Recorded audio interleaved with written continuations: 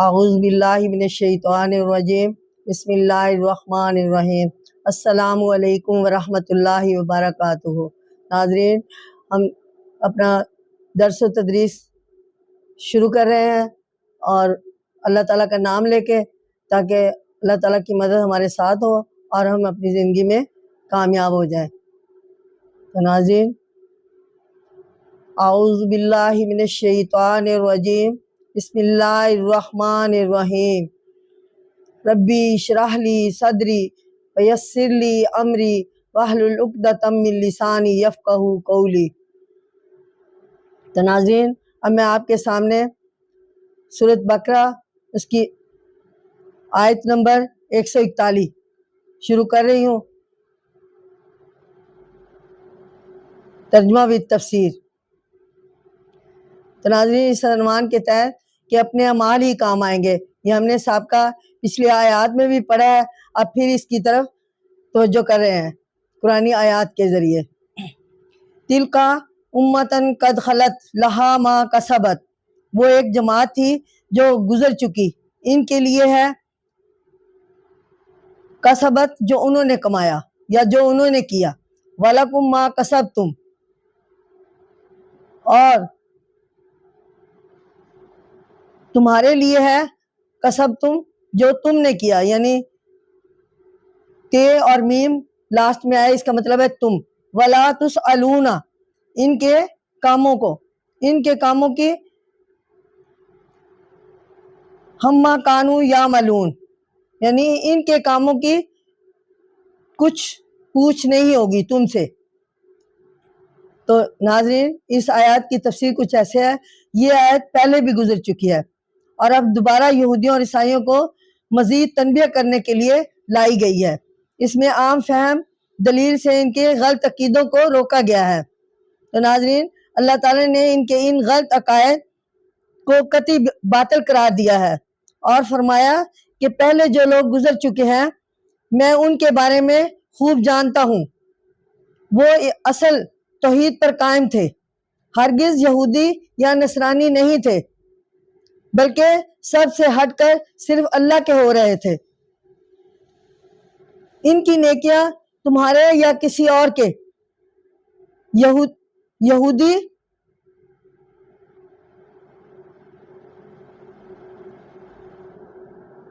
کسی اور کے کام نہیں آ سکتی۔ ہر شخص اور ہر قوم کی اپنی نیکیاں ہی اس کے کام آ سکتی ہیں۔ کسی شخص کے نیک اعمال دوسرے شخص کو نہیں بچا سکتے اور نہ کسی اور کو نقصان پہنچا سکتے ہیں، اس لیے دوسرے کے اعمال پر بھروسہ رکھنا نادانی ہے۔ جب کوئی قوم اچھے کام چھوڑ کر بزرگوں کی میراث پر بھروسہ کر کے بیٹھ جایا کرتی ہے، اس قوم کا زندہ رہنا اور فلاح کامرانی حاصل کرنا محال ہو جاتا ہے۔ دنیا میں بہت سی قومیں اس غلط فہمی کی وجہ سے تباہ و برباد ہوئی ہیں، اور اللہ تعالی ہمیں صحیح عقائد پر قائم رکھے اور نیک کاموں کی توفیق دے۔ سَيَقُولُ السُّفَهَاءُ مِنَ النَّاسِ مَا وَلَّاهُمْ، یعنی اب بیوقوف لوگ کہیں گے کہ مسلمانوں کو ان کے قبلہ سے کس چیز نے پھیر دیا۔ وَلَهُمْ عَنْ قِبْلَتِهِمْ الَّتِي كَانُوا، یعنی بیوقوف لوگ کہیں گے کہ مسلمانوں کو ان کے قبلہ سے کس چیز نے پھیر دیا۔ كَانُوا عَلَيْهَا، جس پر وہ تھے۔ قُل لِلَّهِ الْمَشْرِقُ وَالْمَغْرِبُ، کہہ دے مشرق اور مغرب اللہ ہی کا ہے۔ وہ وَيَهْدِي مَن يَشَاءُ إِلَىٰ صِرَاطٍ مُسْتَقِيمٍ، جسے چاہے سیدھی راہ پر چلا لے، مستقیم یعنی سیدھی راہ۔ تو ناظرین، یہ تفسیر، جب یہودیوں کو اس چیز کی خبر ملی تو انہیں مخالفت کا ایک اور بہانہ ہاتھ آ گیا۔ وہ اس پر طرح طرح کے اعتراض کرنے لگے اور بیت اللہ کی طرف منہ کر کے نماز پڑھا کرتے تھے۔ جب یہودیوں کو اس چیز کی خبر ملی تو انہوں نے مخالفت کا ایک اور بہانہ ہاتھ آ گیا، وہ اس پر طرح طرح کے اعتراض کرنے لگے۔ پہلے تو یہ بیت اللہ کی طرف منہ کر کے نماز پڑھا کرتے تھے، جو قدیم نبیوں کا قبیلہ تھا، جو قدیم نبیوں کا قبلہ تھا، اب انہیں کیا ہوا جو اسے چھوڑ کر کعبہ کی طرف قبلہ بنا لیا؟ بعض کہنے لگے کہ یہودیوں کی عداوت اور حسد کی وجہ سے ایسا کیا گیا ہے۔ مخالفوں کے اس اعتراض کا جواب قرآن مجید نے یہ دیا ہے کہ اے پیغمبر صلی اللہ علیہ وسلم، تم کہہ دو کہ ہم نے کسی حسد اور تعصب کی وجہ سے قبلہ کو نہیں بدلا، بلکہ اللہ تعالیٰ کے حکم سے بدلا ہے۔ مشرق ہو یا مغرب، ہر سمت اللہ کی ہے، ہر طرف ہے، ہر سمت کی ہر شے اس کے علم اور قبضے میں ہے۔ ہدایت بھی اسی کے پاس ہے، وہ جسے چاہتا ہے اپنا پیغام اور رہنمائی سے نوازتا ہے۔ وَكَذَلِكَ جَعَلْنَاكُمْ أُمَّةً وَسَطًا، یعنی اور اسی طرح ہم نے تمہیں معتدل امت بنایا۔ لِتَكُونُوا شُهَدَاءَ، تم لوگوں پر گواہ ہو، عَلَى النَّاسِ، لِتَكُونُوا شُهَدَاءَ عَلَى النَّاسِ، تم لوگوں پر گواہ ہو، وَيَكُونُ الرَّسُولُ عَلَيْهَا شَهِيدًا، پر تم پر گواہی نہ دینے والا ہو، یعنی تم لوگوں پر گواہ ہو اور رسول تم پر گواہی دینے والا ہو۔ تو آیت کا ترجمہ تفسیر کچھ ایسے ہے کہ امت مسلمہ انفرادی اور اجتماعی دونوں حیثیتوں سے ساری دنیا کے لیے بطور نمونہ تیار کی گئی تھی۔ دنیا کی ہر امت کو اسی سانچہ میں ڈھالنا اور اسی معیار پر پورا اترنا چاہیے۔ حضور اکرم صلی اللہ علیہ وسلم کی ذات بابرکت مسلمانوں کے لیے نمونہ اور مثال کی حیثیت رکھتی ہے۔ اس آیت سے یہ سبق بھی حاصل ہوتا ہے کہ ہم اپنے آپ کو دنیا کے دوسری قوموں کے لیے نمونہ کے طور پر قائم رکھیں، اخلاقی پستی کی ہر صورت سے بچیں اور کبھی ایسی راہ اختیار نہ کریں جس سے ہماری اس اہم حیثیت میں فرق آئے۔ اس مقصد کو حاصل کرنے کے لیے ہمیں ہمیشہ اپنے سامنے رسول اللہ صلی اللہ علیہ وآلہ وسلم کا نمونہ رکھنا چاہیے۔ معتدل مزاج امت ہونے کی بنا پر ہمیں ہر قسم کے افراط و تفریط سے بچنا چاہیے تاکہ ہم آیت وسطیٰ کے لقب کی لاج رکھنے کے قابل ہو جائیں۔ حدیث شریف میں آتا ہے کہ قیامت کے روز جب پہلی امتوں سے ان کے اعمال کے بارے میں سوال کیا جائے گا تو وہ اس وقت امت مسلمہ قرآن مجید کی تعلیمات کی بنا پر پہلے نبیوں کے دعوے کی تصدیق کرے گی اور گواہی دے گی کہ یہ تمام نبی بلا شبہ امتوں کے پاس آئے، انہوں نے اللہ تعالیٰ کا پیغام پہنچایا، لیکن ان لوگوں نے اپنے انبیاء کی بات نہ مانی۔ تو ناظرین، اب میں قرآن پاک کی سورۃ بقرہ اور اس کی آیت نمبر وَمَا جَعَلْنَا الْقِبْلَةَ الَّتِي كُنْتَ عَلَيْهَا إِلَّا لِنَعْلَمَ مَن يَتَّبِعُ الرُّسُولَ مِمَّن، یعنی اور ہم نے وہ قبلہ نہیں مقرر کیا تھا الَّتِي كُنْتَ عَلَيْهَا جس پر تو پہلے تھا، إِلَّا لِنَعْلَمَ مَن يَتَّبِعُ الرُّسُولَ مگر اس واسطے کہ معلوم کریں کہ کون رسول اللہ کا تابع رہے گا، مِمَّن يَنْقَلِبُ عَلَىٰ قَلْبِهِ اور کون الٹے پاؤں پھر جائے گا۔ تو ناظرین، وما جعلنا سے صاف طور پر معلوم بھی کیا گیا ہے کہ اللہ ہی کو منظور تھا کہ شروع میں بیت اللہ قبلہ رہے۔ جب آپ مکہ سے مدینہ تشریف لائے اس وقت بھی بیت اللہ ہی قبلہ رہا، لیکن تقریباً 16 ماہ بعد اللہ تعالیٰ نے قبلہ کے بدلنے کا حکم دیا اور کعبہ کو مسلمانوں کا قبلہ مقرر کیا۔ اس آیت میں اللہ تعالیٰ فرماتے ہیں کہ بیت المقدس کی عارضی طور پر تھوڑے عرصہ کے لیے تمہارا قبلہ بنائے رکھنے سے غرض یہ تھی کہ فرما برداروں اور نافرمانوں میں فرق کیا جائے۔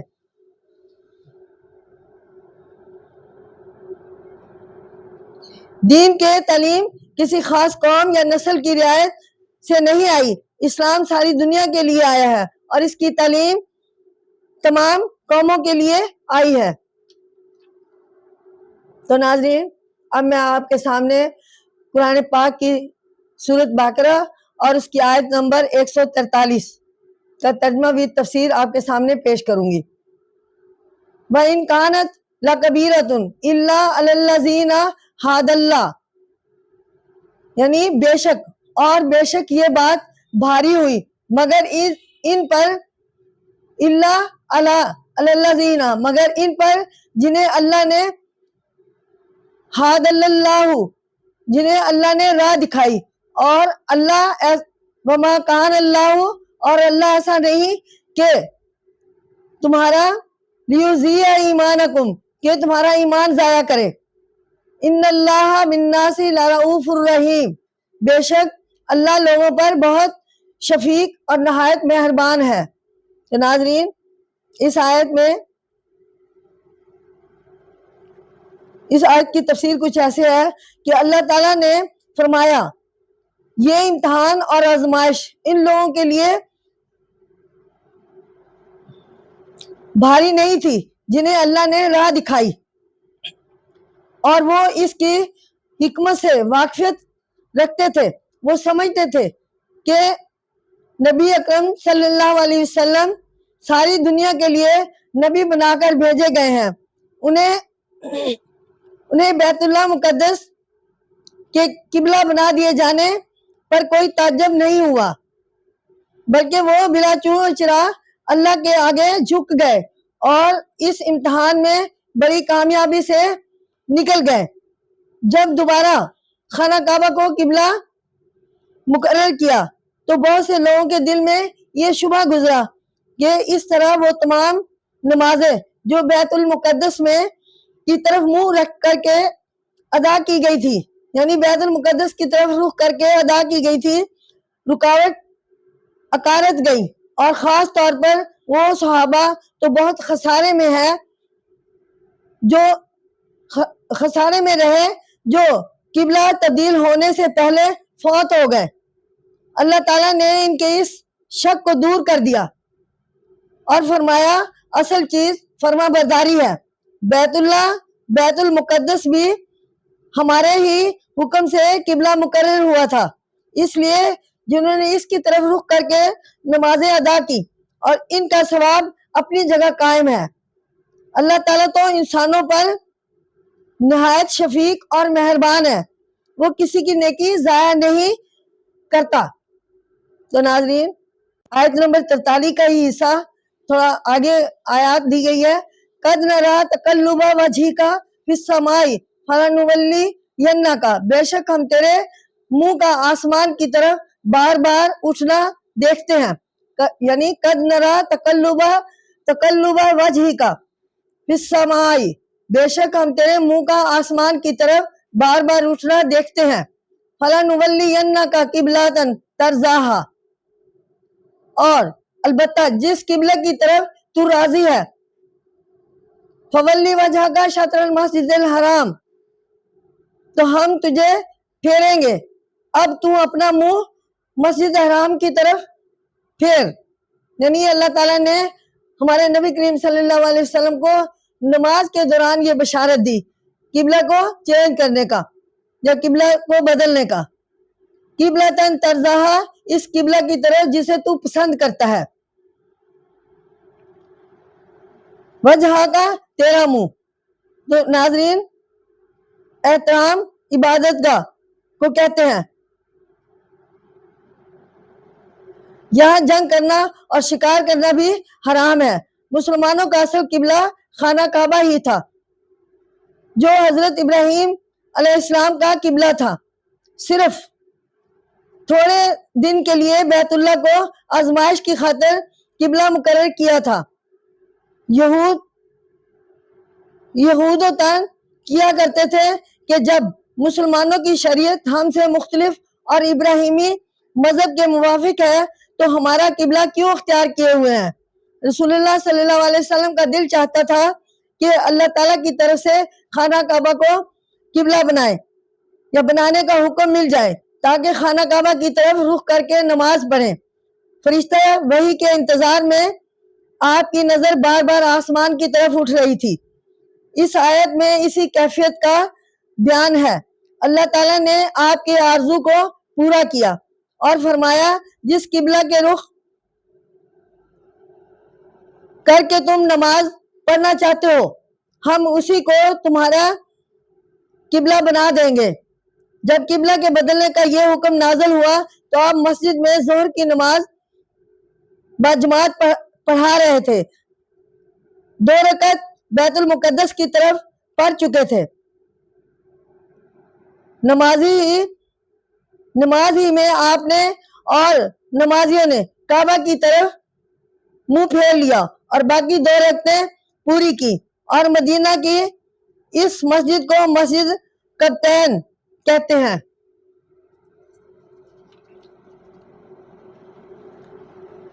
تو ناظرین، اب میں آپ کے سامنے سورۃ بقرہ کی قرآن پاک کی سورۃ بقرہ اور اس کی آیت نمبر 144 کا ترجمہ و تفسیر پیش کرتی ہوں۔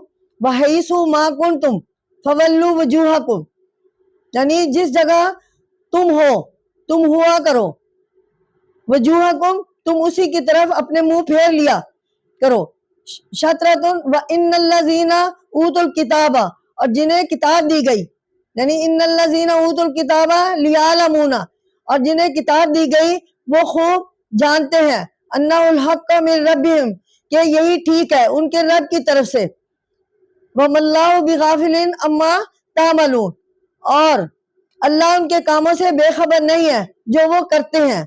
تو ناظرین،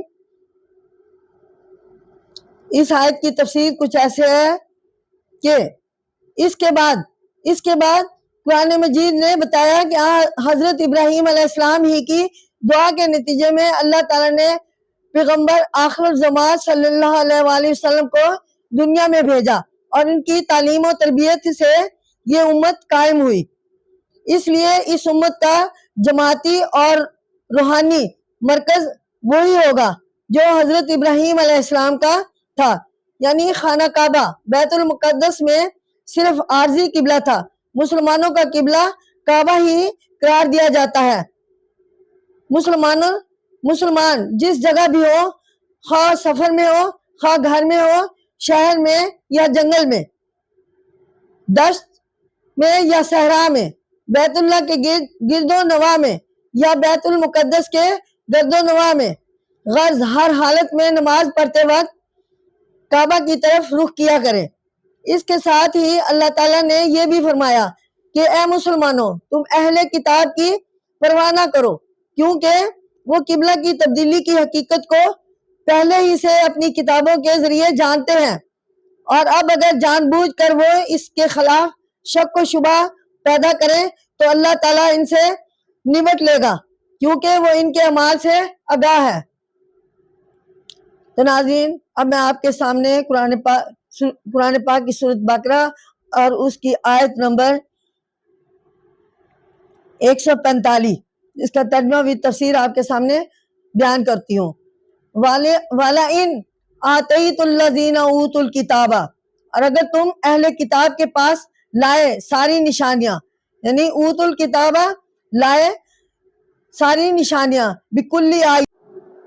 بِكُلِّ آیات ما تابعوا، تو بھی وہ تیرے قبلہ کی کو نہ مانیں گے، یعنی قبلہ کا وما انت بتابع قبلتہم، یعنی وہ تیرے قبلہ کو نہ مانیں گے اور نہ تو ان کا قبلہ ماننے والا ہے، وما انت بتابع قبلتہم، اور نہ تو ان کا قبلہ ماننے والا ہے، وما بعضهم بتابع قبلۃ بعض، اور نہ ان میں کوئی ایک دوسرے کا قبلہ مانتا ہے۔ وَلَئِنِ اتَّبَعْتَ أَهْوَاءَهُم مِّن بَعْدِ، اگر تو نے ان کی خواہشوں کی پیروی کی، اس علم ما جاءک، اس علم کے بعد، من العلم، جو تجھے پہنچا ہے، ما جاءک یعنی جو تمہیں پہنچا ہے، من العلم بے شک، انک اذا لمن الظالمین، بے شک تو بھی بے انصافوں میں ہوا۔ تو ناظرین اس آیات کی تفسیر کچھ ایسے ہے کہ یہ بھی اس آیت میں یہودیوں کے ہٹ درمی اور ضد بیان کی گئی ہے۔ اللہ تعالیٰ فرماتے ہیں کہ اے پیغمبر تو اگر اہل کتاب کو اپنی پیغمبری کی ساری نشانیاں دکھا دے، خانہ کعبہ کے اصل قبلہ ہونے کی تمام دلائل بیان کر دے، وہ پھر بھی اس قبلہ کو ماننے کو تیار نہیں ہوں گے، بلکہ ضد، حسد، دشمنی، ہٹ دھرمی کی بنا پر اپنے قدیم قبلہ پر ہی قائم رہیں گے۔ چونکہ تمہیں ہم نے سب سے افضل اور حضرت ابراہیم علیہ السلام کا قبلہ عطا فرمایا ہے، اس لیے تمہیں ان کے ادنا قبلے کے ماننے کی کوئی ضرورت نہیں۔ اسرائیل کی امامت ختم ہو جانے کے وجہ سے آپ کو ایک مستقل اعلیٰ اور عالمگیر قبلہ دیا گیا ہے، لہذا اہل کتاب اس چیز سے نا امید ہو جائیں کہ آپ کبھی ان کا قبلہ مانیں گے۔ یہ بھی بتایا گیا کہ خود اہل کتاب ایک قبلہ کی پیروی نہیں ہے، ایک قبلہ کے پیروں نہیں ہے، اس لیے وہ یہ توقع کیسے کر سکتے ہیں کہ تم ان کا قبلہ مانو گے۔ آخر میں خود پیغمبر اسلام صلی اللہ علیہ وسلم کو تنبیہ کی گئی ہے کہ اگر یہ جان لینے کے بعد کہ اصل قبلہ خانہ کعبہ ہی ہے، آپ نے اہل کتاب کا کہا مانا اور ان کے قبلہ کو اختیار کیا تو تم بھی بے انصافوں میں شامل ہوگے۔ اگرچہ کوئی رسول کبھی بھی گناہ سے آلودہ نہیں ہوتا، لیکن اس تنبیہ سے امت کو یہ بتانا مقصود ہے کہ جھوٹے دین کی پیروی بہت بڑا گناہ ہے، حتیٰ کہ اس میں بڑے بڑے آدمی کو بھی کوئی رعایت نہیں دی جا سکتی۔ تو ناظرین اب میں آپ کے سامنے قرآن پاک کی سورۃ بقرہ اور اس کی آیت نمبر 146 اور 47 کا ترجمہ بھی تفسیر پیش کرتی ہوں۔ الذین آتیناہم الکتاب یعرفونہ، جنہیں ہم نے کتاب دی ہے وہ اسے کما یعرفونہ اچھی طرح پہچانتے ہیں۔ ابناہم و انا، جیسے اپنے ابناہم یعنی جیسے اپنے بیٹوں کو، وَإِنَّ فَرِيقًا مِّنْهُمْ، اور بے شک ان میں سے ایک فرقہ ہے، لَيَكْتُمُونَ الْحَقَّ، جو حق کو جان بوجھ کر چھپاتا ہے، یعنی وَهُمْ لَيَكْتُمُونَ الْحَقَّ، جو حق کو چھپاتا ہے، وَهُمْ يَعْلَمُونَ الْحَقَّ مِن رَبِّكَ، اور حق تیرے رب کی طرف سے ہے، فَلَا تَكُونُنَّ مِنَ الْمُمْتَرِينَ، پھر تو شک کرنے والا نہ ہو۔ تو ناظرین اس آیت کی ان دو آیات کی تفسیر کچھ ایسے ہے کہ اللہ تعالیٰ پیغمبر اسلام حضرت محمد مصطفیٰ صلی اللہ علیہ وسلم کو یقین دلا رہا ہے کہ اہل کتاب حق کو مانے یا نہ مانے، آپ کے نبی ہونے کی پیشن گوئیوں کو چھپائیں یا ظاہر کریں، آپ کے قبلہ کو صحیح سمجھے یا نہ سمجھے، حق ہر حالت میں حق ہی ہے، وہ آپ برحق نبی ہیں، نبی کی طرف سارے احکامات ہمارے پاس سے بھیجے جاتے ہیں، امت مسلمہ کا مستقل قبلہ خانہ کعبہ ہی ہوگا، اسی لیے کسی قسم کے شک و تردد میں نہ پڑیں۔ تو اس آیت میں یہ بھی پتہ چلتا ہے کہ نبی آخر الزمان صلی اللہ علیہ وسلم کے آنے کی پیشن گوئیاں قدیم آسمانی کتابوں میں موجود تھی، اہل کتاب اور ان کو اچھی طرح جانتے تھے اور آپ کو ایسا ہی پہچانتے تھے جیسے باپ بہت سے بچوں کے اندر بھی اپنے بیٹوں کو پہچان لیتا ہے اور اسے اپنے بچہ کو پہچاننے میں کوئی دشواری نہیں ہوتی۔ افسوس اہل کتاب نے حضرت صلی اللہ علیہ وسلم میں تمام نشانیاں پائیں، ان کے دلوں نے گواہی دی، مگر وہ آج تک پوری طرح تعصب سے بلند ہو کر حلقہ بگوش اسلام نہ ہوئے۔ تو ناظرین اب میں آپ کے سامنے قرآن پاک کی سورۃ بقرہ اور اس کی آیت نمبر 148 ترجمہ و تفسیر آپ کے سامنے پیش کر رہی ہوں۔ وَلِكُلِّ وِجْهَةٌ هُوَ مُوَلِّيهَا فَاسْتَبِقُوا الْخَيْرَاتِ، اور ہر کسی کے واسطے ایک سمت ہے جس کی طرف وہ منہ کرتا ہے. فاستبقوا الخیرات، سو تم نیکیوں میں سبقت کر لو. اینما تکونوا یاتی بکم، جہاں کہیں تم ہوگے تمہیں اللہ اکٹھا، بکم اللہ جمیعا، تمہیں اللہ اکٹھا کر لے گا. ان اللہ علی کل شیء قدیر، بے شک اللہ ہر چیز پر قادر ہے یا قدرت رکھتا ہے. تو ناظرین، اس آیت کی تفسیر کچھ ایسے ہے کہ اہل کتاب تعصب اور ضد میں بڑھ چڑھ کر حصہ لیتے تھے، حق کی طرح رجوع ہی نہیں کرتے تھے، ہمیشہ مسلمانوں کے دلوں میں شک ڈالتے، شرارتوں اور سازشوں میں پیش رہتے. یہ لوگ اپنے دین کی تعلیمات سے غافل ہو کر معمولی مسائل میں الجھنیں پیدا کرتے اور کچھ نہیں تو وہ قبلے کا سوال ہی لے لیتے، حالانکہ وہ ایسا اہم نہیں کہ اس کی بحث میں اپنے عزیز وقت کو گوا دیا جائے. قبلہ کو اللہ کا حکم سمجھو جو وقت اور مصلحت پر موقف ہے. اصل کام تو نیک کاموں میں سب سے آگے بڑھنا ہے. اگر امت کا اجتماع نیکی پر ہوگا اور وہ زندگی میں نیکی کو شامل کر لیں گے تو اللہ تعالیٰ ان سب کو ایک مرکز پر جمع کر دے گا، اختلافات ختم ہو جائیں گے اور مخالفتیں مٹ جائیں گی. ومن حیث، تو ناظرین اب میں آپ کے سامنے قرآن پاک کی سورۃ بقرہ اور اس کی آیت نمبر 149 اور 150 دونوں آیات کی کٹھی تفسیر ترجمہ آپ کے سامنے پیش کر رہی ہوں. وَمِنْ حَيْثُ خَرَجْتَ فَوَلِّ وَجْهَكَ، جس جگہ سے تو نکلے سو اپنا منہ، فَوَلِّ وَجْهَكَ شَطْرَ الْمَسْجِدِ الْحَرَامِ، تو نکلے سو اپنا منہ مسجد حرام کی طرف کر لے. وَإِنَّهُ لَلْحَقُّ مِنْ رَبِّكَ، اور بے شک تیرے رب کی طرف سے یہی حق ہے. وَمَا اللَّهُ بِغَافِلٍ عَمَّا تَعْمَلُونَ، اور اللہ تمہارے کاموں سے بے خبر نہیں ہے.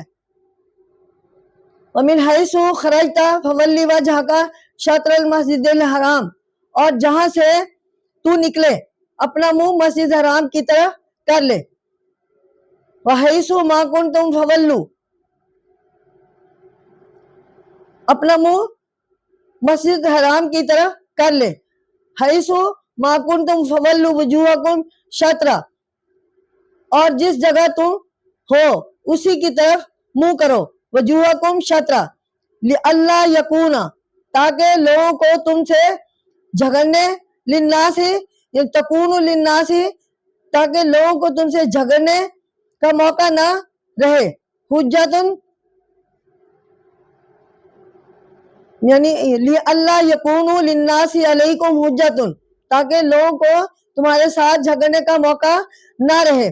الا الذین، مگر ان میں سے جو، الا الذین ظلموا منہم، ان میں سے جو بے انصاف ہے، منہم فلا تخشوہم واخشونی، سو ان سے نہ ڈرو اور مجھ سے ڈرو. تخشونی واخشونی، یعنی ان سے نہ ڈرو اور مجھ سے ڈرو. یہ اللہ تعالیٰ فرماتے ہیں ولی اتم نعمتی علیکم ولعلکم تہتدون، اور اس واسطے کہ تم پر اپنا فضل کامل کروں اور تاکہ تم سیدھی راہ اختیار کرو یا سیدھی راہ پاؤ. تو ناظرین ان آیات کی تفسیر تھوڑا مختصر ہے، تو کچھ ایسے ہے کہ ان آیات میں بھی قبلہ کی تبدیلی کا حکم مذکور ہے اور ساتھ ہی ارشاد ہے کہ ایسا نہ ہو تمہارے عمل سے لوگوں کو حجت بازی کا موقع ملے اور مکہ کے کافر اور مشرک یہ کہہ سکیں یہ دین ابراہیمی کے اچھے پیروکار ہیں جو ان کے کعبہ کو قبلہ بھی نہیں مانتے. جہاں تک ڈر کا تعلق ہے وہ صرف اللہ کا چاہیے. فضل و کرم کی تکمیل اور ہدایت و کامرانی اسی کے اختیار میں ہے. بس تو ناظرین السلام علیکم. اب میں آپ سے اجازت چاہتی ہوں اور نیکسٹ قرآنی آیات اور درس و تدریس کے لیے تیار ہیں. انشاءاللہ ہم پھر حاضر ہوں گے. السلام علیکم ورحمۃ اللہ وبرکاتہ۔ اعوذ باللہ من الشیطان الرجیم، بسم اللہ الرحمن الرحیم۔ اللہم صلی علی محمد وعلی آل محمد کما صلیت علی ابراہیم وعلی آل ابراہیم انک حمید مجید۔ اللہم بارک علی محمد وعلی آل محمد کما بارکت علی ابراہیم وعلی آل ابراہیم انک حمید مجید۔ تو ناظرین السلام علیکم۔ تو جیسا کہ میں پہلے بھی آپ کو پتہ ہے کہ ترجمۃ القرآن تفسیر کے ساتھ چینل بنایا ہے اور آپ کے سامنے ترجمۃ القرآن پیش کرتی ہوں۔ تو آج میں 12 ربیع الاول کے حوالے سے آپ کے سامنے ایک نبی پاک صلی اللہ علیہ وسلم کا ظہور یعنی دنیا میں کب آپ پیدا ہوئے تھے، تو اس حوالے سے آپ کے سامنے پیش کروں گی، کیونکہ کل 12 ربیع الاول ہے، اس لیے آپ کے سامنے نبی پاک صلی اللہ علیہ وسلم کی آمد کا ذکر کرتی ہوں۔ تو ناظرین، حضرت محمد مصطفیٰ صلی اللہ علیہ وسلم کی ولادت 12 ربیع الاول بروز پیر 22 اپریل 571 عیسوی کو ہوئی۔ آپ کے والد ماجد پیدائش سے تقریباً 2 ماہ پہلے انتقال فرما گئے تھے۔ آپ کی والدہ آپ کی پیدائش سے 6 سال بعد وصال فرما گئی۔ ان کے بعد آپ کی کفالت کا ذمہ آپ کے دادا عبد المطلب نے لے لیا۔ جب آپ کی عمر 8 سال کی ہوئی تو وہ بھی دنیا سے کوچ کر گئے۔ اس کے بعد آپ کی پرورش شفیق چچا نے کی اور اہل عرب کے رواج کے مطابق دیہات میں پرورش کے لیے بنو سعدیہ کے ایک خاتون حضرت حلیمہ سعدیہ اپنے ساتھ انہیں لے گئی اور 4 سال وہیں رہے۔ آپ نے حلیمہ سعدیہ سے ایک دن پوچھا کہ میں جب صبح اٹھتا ہوں تو میرے بہن بھائی کہاں چلے جاتے ہیں؟ تو حلیمہ سعدیہ نے بتایا کہ وہ بکریاں چرانے کے لیے چلے جاتے ہیں۔ تو آپ صلی اللہ علیہ وسلم نے ان سے بکریاں چرانے کے لیے ان کے ساتھ جانے کی اجازت مانگی، تو حلیمہ سعدیہ نے آپ کو اجازت دے دی۔ اس طرح پھر وہ بھی اپنے بہن بھائیوں کے ساتھ جنگل میں بکریاں چرانے کے لیے جانے لگے۔ حضرت عباس نے کہا ہے یا ان کی روایت ہے کہ یا رسول اللہ، آپ کی ایک مثال نے یعنی ایک نشانی نے مجھے آپ کے دین میں شامل ہونے کی ترغیب دی ہے کہ آپ ایام طفالیت کے گہوارے کے اندر چاند سے باتیں کیا کرتے تھے یا چاند سے کھیلا کرتے تھے۔ آپ کے اشارے سے چاند آپ کی طرف ہو جاتا تھا۔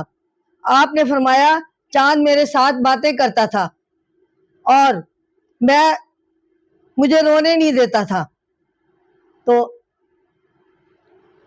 آپ کا جو اول کلام تھا یعنی حمد و ثنا ہی تھا۔ تو اس کے بعد آپ اپنی والدہ کے پاس واپس آ گئے۔ اپنی والدہ ماجدہ حضرت ام ایمن آپ کی خاطرداری اور خدمت گزاری میں دن رات محبت اور شفقت کے ساتھ مصروف رہنے لگی۔ عرب کے سرزمین پر ایک دفعہ قحط آ گیا اور آپ کے چچا آپ صلی اللہ علیہ وسلم کو خانہ کعبہ میں لے گئے اور ٹیک لگا کر بٹھا دیا۔ سب لوگ دعا مانگ رہے تھے، لیکن جب آپ نے انگلی اٹھائی تو اللہ تعالیٰ کے حکم سے بادل امنڈ آئے اور بارش نمودار ہو گئی۔ چٹیل میدانوں کی سرزمین سرشاب سبز شاداب ہو گئی اور قحط ختم ہو گیا۔ عفت و حیا یعنی آپ عفت و حیا کے پیکر تھے۔ عفت و حیا کے حوالے سے روایت ہے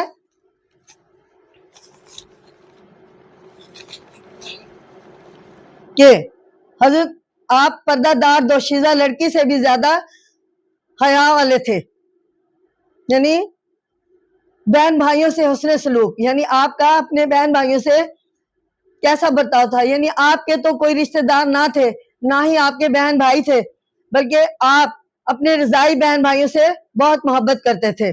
حضرت شیما کو گود میں کھلاتے تھے۔ غزوہ حنین میں وہ قیدیوں میں شامل ہو کر آئی تو اس نے اپنا تعارف کروایا، آپ نے اس کے لیے اپنی چادر بچھا دی اور عزت سے بٹھایا اور ان سے پوچھا کہ آپ کو کیا چاہیے، تو شیما نے کہا کہ قیدیوں کے بارے میں سفارش کی۔ آپ صلی اللہ علیہ وسلم نے اپنی بہن کی سفارش پر تمام قیدیوں کو رہا کر دیا۔ آپ کے چچا حمزہ، وہ رشتے میں آپ کے چچا بھی لگتے تھے اور آپ کے رضائی بھائی بھی تھے، وہ جنگ احد میں شہید ہو گئے تھے، تو آپ جب بھی مدینہ جاتے تو آپ کی قبر پر ضرور جاتے تھے۔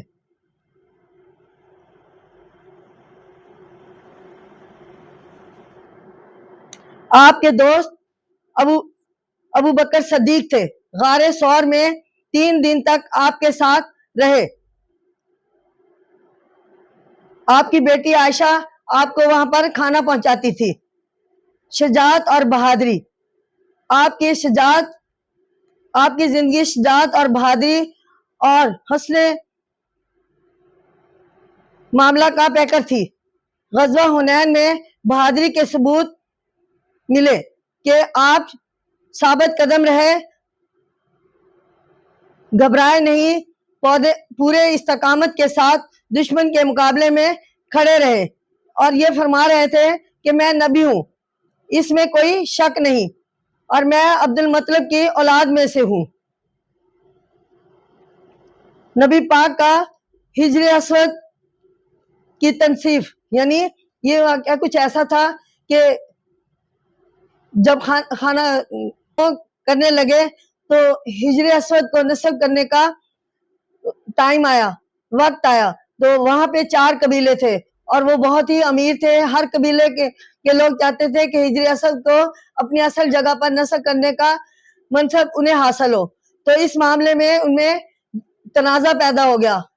ڈر تھا کہ دستے گریباں یا لڑائی نہ ہو جائے، تو آپ سب لوگوں نے مل کر یہ فیصلہ دیا کہ کل صبح جو بھی سب سے پہلے خانہ کعبہ میں داخل ہوگا وہ اس معاملے میں فیصلہ کرے گا۔ تو ناظرین، کچھ ایسا ہوا کہ ہمارے نبی کریم صلی اللہ علیہ وسلم اگلے دن خانہ کعبہ میں سب سے پہلے داخل ہوئے تو سب پکار اٹھے کہ نبی پاک صلی اللہ علیہ وسلم کا فیصلہ ہمیں منظور ہوگا۔ تو اس طرح آپ نے چادر بچھائی اور چادر پر حجر اسود کو رکھا اور تمام 4 قبیلوں کے سرداروں کو کہا کہ اس کا ایک ایک کونا پکڑو، اور انہوں نے اسی طرح کیا، چادر کا ایک ایک کونا پکڑا اور جہاں حجر اسود نصب کرنا تھا وہاں تک لے گئے۔ آپ صلی اللہ علیہ وسلم نے اپنے مبارک ہاتھوں سے حجر اسود کو اس کی اصل جگہ پہ نصب کر دیا۔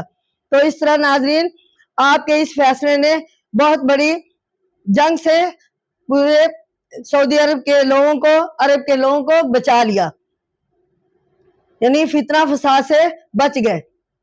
ہر قبیلے کے معتبر افراد کو غار حرا یعنی عبادت کے لیے، یکسوئی کے لیے غار حرا میں تشریف لے جاتے تھے، اور اس غار میں آپ کے پاس جبرائیل علیہ السلام اللہ تعالیٰ کا پیغام لے کر آتے، اور سب سے پہلی وحی بھی اسی ہی غار حرا میں لے کر آیا۔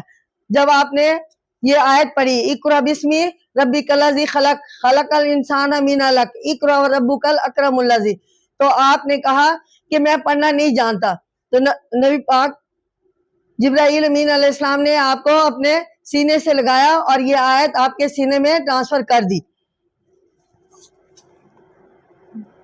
تو اس طرح آپ پر وقتاً فوقتاً جبرائیل امین علیہ السلام وہی لاتے تھے اور آپ غار حرا میں عبادت کے لیے چلے جاتے تھے۔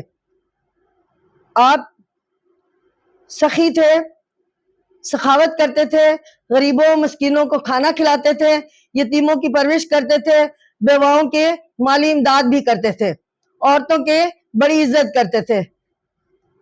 تو ناظرین، آپ کی وصال کا ٹائم کچھ ایسا ہے کہ نبی کریم صلی اللہ علیہ وسلم 10 ہجری فریضہ حج ادا کیا۔ ماہ سفر کی آخری ایام میں بقیع الغرقد سے واپسی پر آپ کی طبیعت خراب ہو گئی اور بیماری کے ایام میں ازواج محترمات کے گھروں میں آتے جاتے رہتے تھے۔ لاسٹ ٹائم میمونہ کے گھر گئے، طبیعت زیادہ خراب ہو گئی، آپ کو عائشہ کے گھر وہ آپ کو عائشہ کے گھر لے آئی۔ آخری وقت میں وفات سے ایک دن پہلے آپ نے اپنے غلاموں کو رہا کر دیا، یعنی آزاد کر دیا۔